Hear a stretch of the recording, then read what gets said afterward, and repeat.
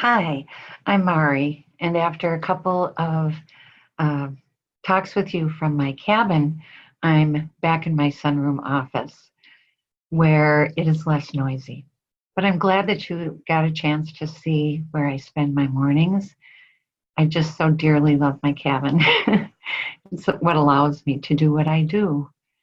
And one of the other things that I am called to do right now is promotion. And I don't like promotion at all. This I love Kathy Scott Perry, who's putting on the Miracles in the Mountains conference in October in Boone, North Carolina, and is asking me to promote. And so I have to find my own way to do that because I don't like usual means of promotion. And one of the, it kind of goes along with anything that um, like if you publish a book, a publisher is going to ask you to promote any book, doesn't matter, because without your promotion, that book might not ever sell, right? So it's kind of a selling job. And who wants to do that? Especially creative type of people, I think we're more opposed to it than anybody. And and thinking about this got me remembering the last Miracles in the Mountains conference. And uh, I'm sorry that you're hearing my cat.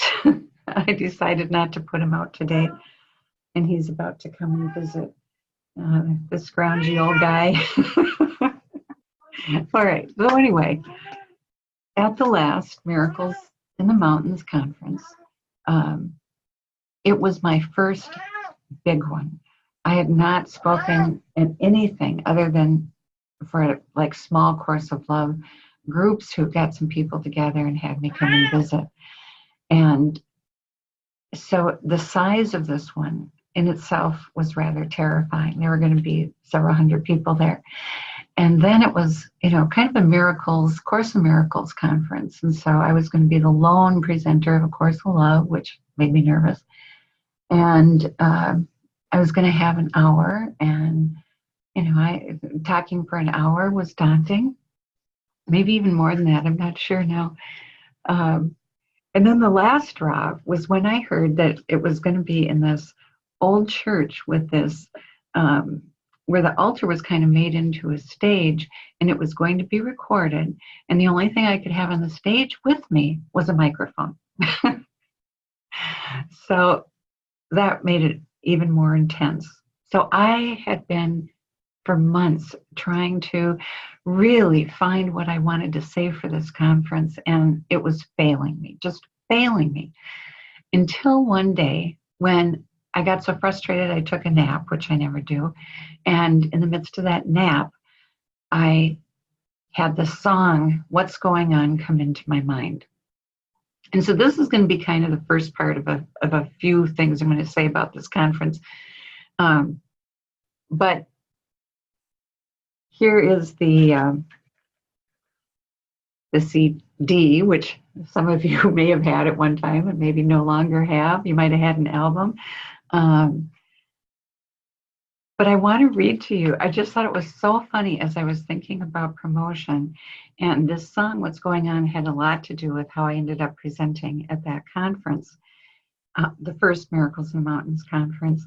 And Marvin Gaye writes the funniest thing as his introduction, which kind of has to do with promotion. So I'm going to read a little bit of this to you.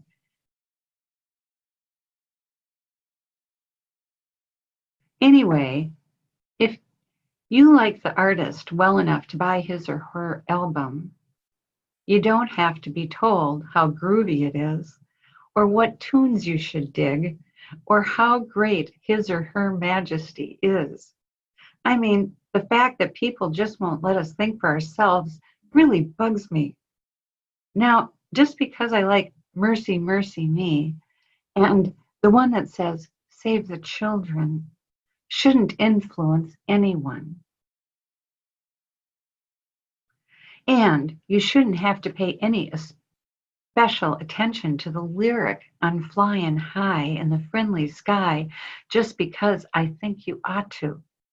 It's ridiculous. And then he goes on and says, well, I've got you reading, and he gives a bunch of thanks. And then at the end, he says, find God. Thanks for life and loved ones. Thank you, Jesus.